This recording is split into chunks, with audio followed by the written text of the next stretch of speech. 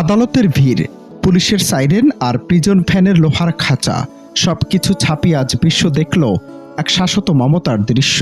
কোনো এক ঘটনায় ছেলেকে আদালত প্রাঙ্গণ থেকে যখন প্রিজন ভ্যানে করে নেওয়া হচ্ছিল কারাগারে, ঠিক তখন পানি খেতে চাইলেন ছেলে।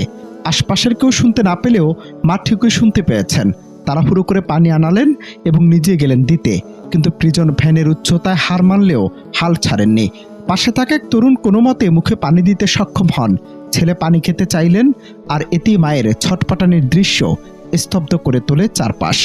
আদালত, বিচার, ছেলের প্রতি মায়ের এই মহিমান্বিত দৃশ্য প্রমাণ করল আজ মায়ের চেয়ে আপন কেউ নেই। সামাজিক যোগাযোগ মাধ্যমে ভাইরাল ভিডিওতে দেখা যায় ছেলের পানির তৃষ্ণা মেটাতে মরিয়া মা যখন দেখলেন প্রিজন ভ্যানের জানালার উচ্চতা তার নাগালের বাহিরে, তখন তিনি হার মানেননি।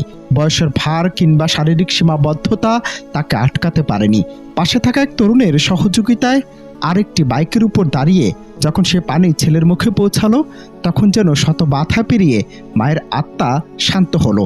এ দৃশ্য শুধু একটি পানি পানের ঘটনা নয়, বরং এটি ছিল এক মহিমান্বিত লড়াই, যে লড়াইয়ে হেরে যায় কারাগারের দেয়াল আর লোহার শিকল।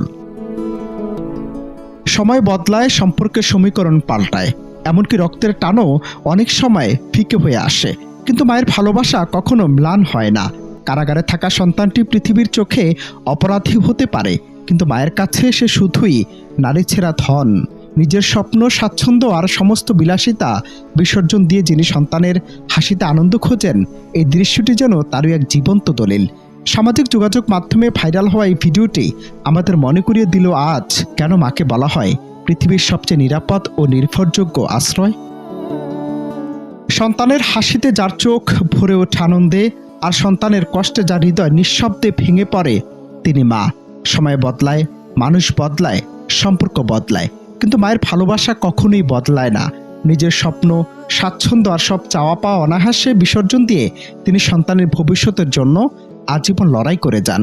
আদালত প্রাঙ্গণের সেই এক বোতল পানি আজ শুধু পানি নয়, এটি মায়ের নিঃস্বার্থ ত্যাগ, নিঃশব্দ ভালোবাসা আর পৃথিবীর সবচেয়ে পবিত্র সম্পর্কের এক জীবন্ত দলিল। অনন্ত হাসান মাসুদ, বাংলা টিভি।